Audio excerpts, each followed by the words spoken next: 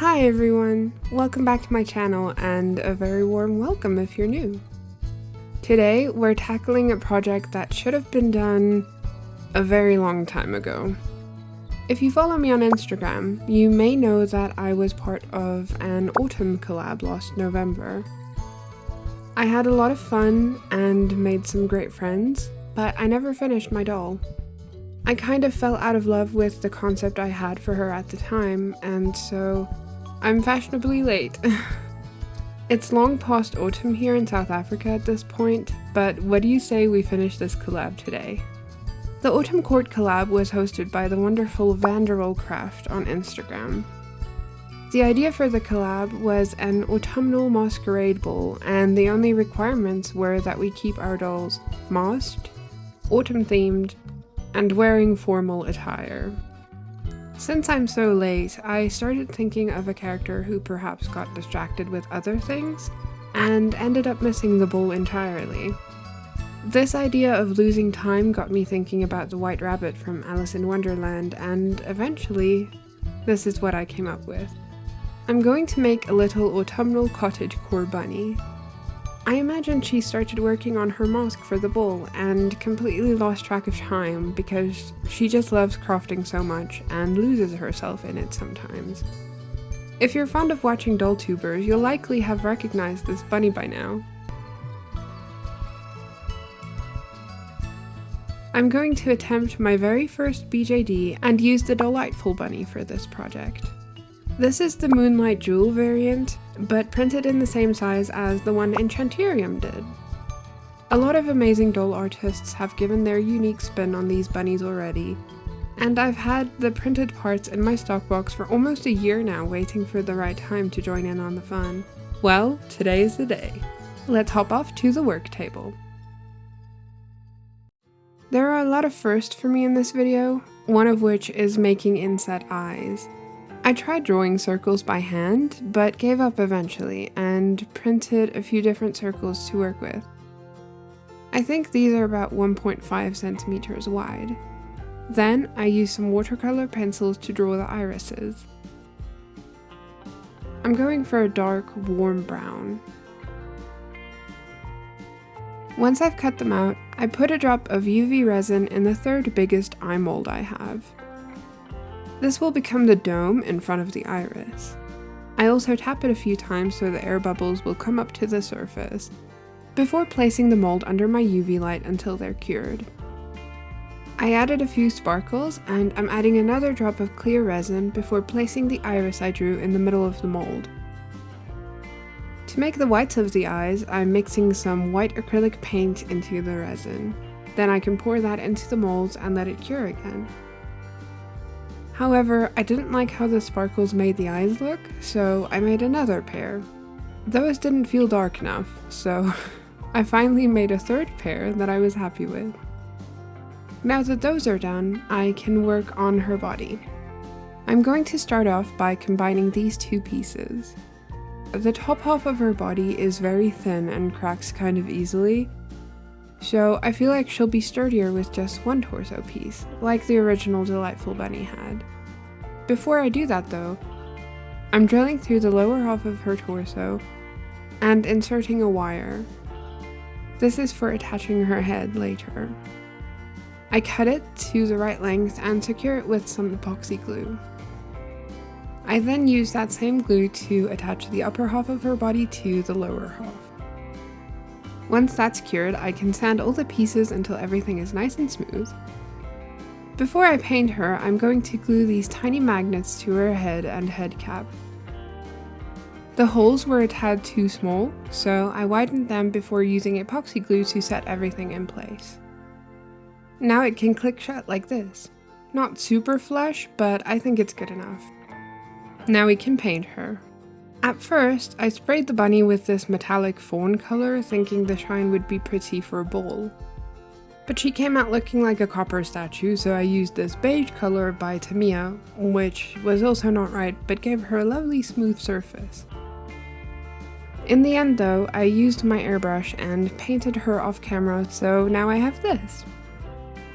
I also felted her joints to protect the paint from scraping off. Now I can string her together.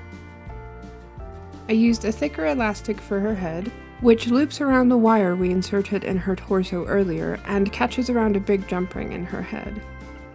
I used a thinner elastic for her arms and a separate piece of that same thin elastic for her legs. This I also did off camera because it was really hard, but here's a diagram of how I did it. To make her dress, I made her this pattern using the plastic wrap and tape method. But honestly, I had to improvise a lot, so I'm not sure how helpful it'll be. I'm going to use this rusty red fabric because I think it's perfect for autumn. I start by pinning and cutting out the main skirt piece, making sure to leave at least 5 mm of seam allowance on all sides. I also cut out the smaller pieces of the pattern and leave enough seam allowance for them as well. Once that's done, I can sew the two front bodice pieces together like this, and attach the front and back pieces at the shoulder seams. Next, I sew the sleeves to the shoulders. I took some of this satiny gold fabric to make a ruffled skirt, but that was too bulky on such a small scale, so I end up changing it later. I used that same fabric to sew cuffs to the sleeves after gathering them, before sewing up both side seams and turning the bodice piece.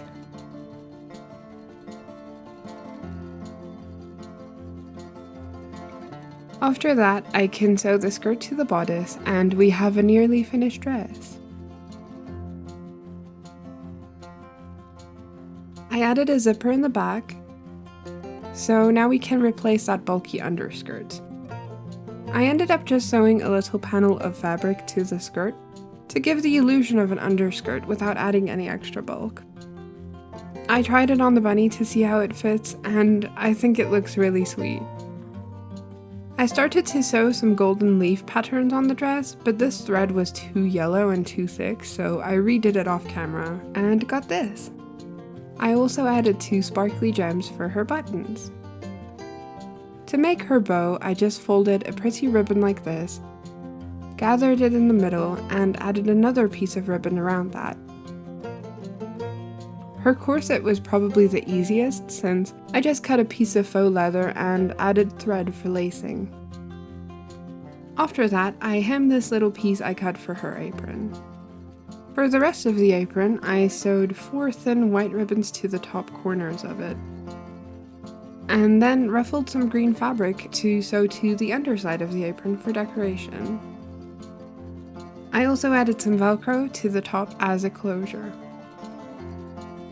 I couldn't contain myself and ended up sewing a little carrot on her apron.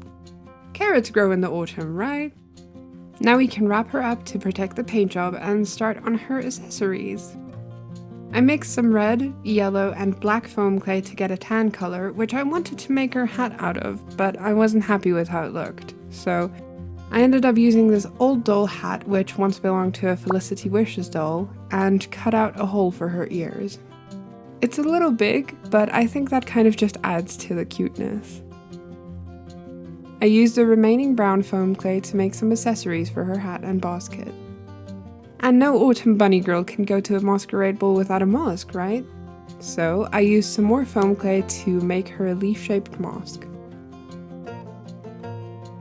I used some of this orange polymer clay to make some more mushrooms and berries.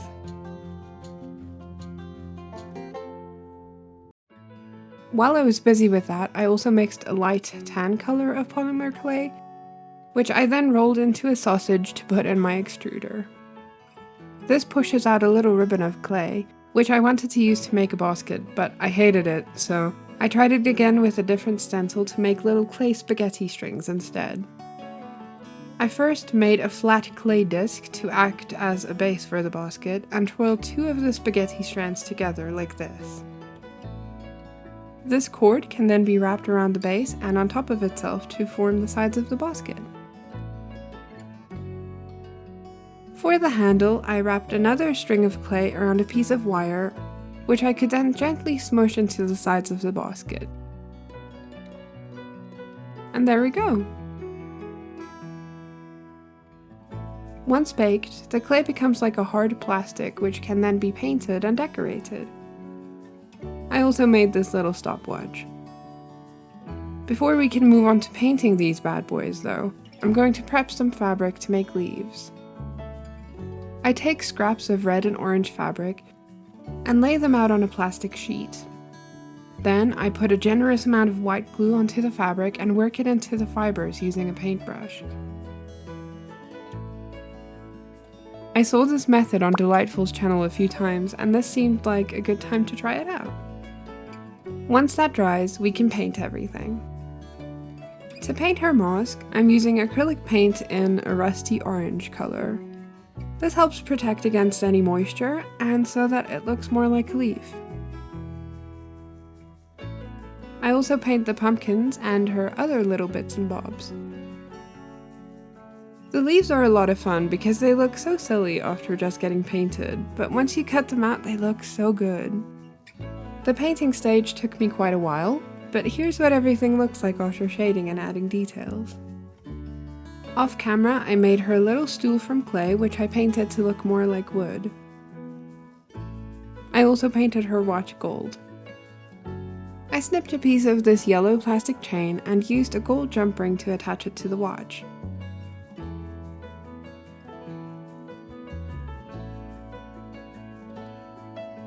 I sewed the other end to her apron, like maybe she has a little hidden pocket there or something. Finally, I used some all-purpose tacky glue to add the mushrooms, berries, and leaves to her hat. Very autumnal if I do say so myself. And now we can finally move on to my favourite part, the face up. I took her outside to spray the face and body with some Tamiya sealant. It doesn't work for vinyl dolls, but it works great for hard plastics or resin. Then I blush her paws, lower belly, muzzle, and inner ears using some pink soft pastels. These are the places where bunnies usually have some pink showing through their fur, and I think it makes her look cute and soft. I also added some pink to her cheeks and the inner corners of her eyes. Then I take her outside to spray her again, before drawing details using watercolor pencils like the eyelid creases and waterlines.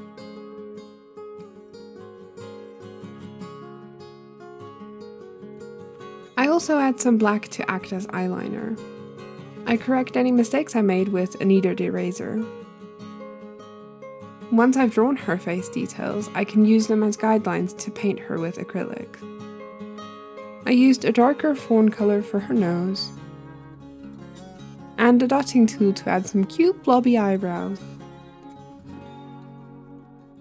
The pencil was a little too dark, so I used a light pink to paint her waterlines.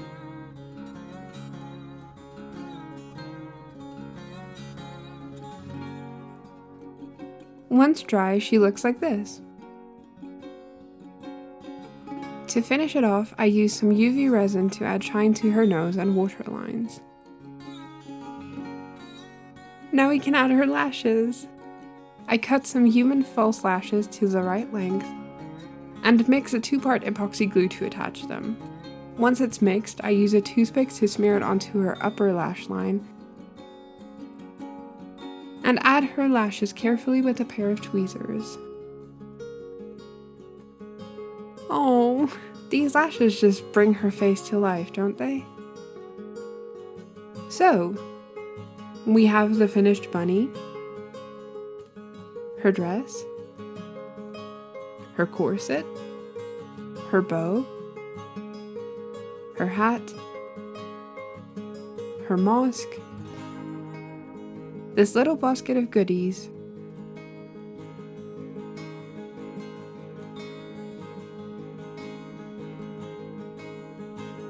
and her apron. But wait, I nearly forgot to add her eyes. To add them, I open her head cap and add a little donut of sticky tack to the back of the eye. Then it's just a matter of positioning the eye and pressing it into place. I'm sure it gets easier with practice. And with that, our little bunny girl is done. So, what do you think? I decided to call her Lili because her hat came from a Felicity Wishes doll. Because I'm in South Africa, I grew up with the translated version of these books, wherein the main character is called Lili. Only after deciding to call her Lili did I remember that Dollypop already made a super cute fawn-colored bunny girl called Lili, so please go check out her video after this if you haven't yet. It's a really good one. It's so fun to look back at where Lili started versus where she is now. I'm quite proud of her since she's the first ever ball-jointed doll I've made on my channel. I think her eyes and lashes are my favorite part about her actually. I had so much fun playing with the resin and the lashes make her look extra soft.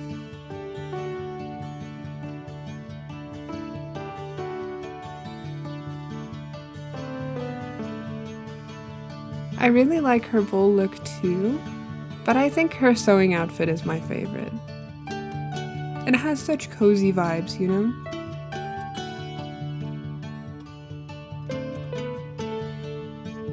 What did you think of Lili?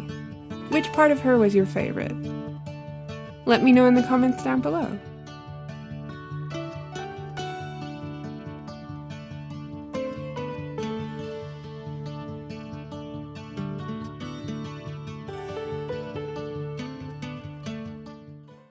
If you've made it this far, thank you so much for watching. I hope you enjoyed this video because I really loved making it. A huge thank you to Dollightful and Moonlight Jewel for making the files for this bunny available for free. Be sure to go show their channel some extra love after this. If you like this video, please consider giving it a big old-fashioned thumbs up, commenting, and subscribing to my channel. I really appreciate it, and I love interacting with you guys in the comment section. Plus, it's a really great free way to support the channel and help keep it running. And if you like what I do here, why not head over to my Instagram too? I post updates and cheeky sneak peeks there all the time. A massive thank you to all my subscribers who continually encourage me to keep making videos like this one. We've recently hit 1K subscribers on the channel and I can't wait to celebrate that milestone with you guys. I'll be making a special doll to do just that. It's gonna be great!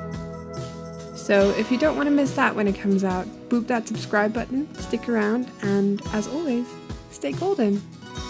I'll see you next time! Bye!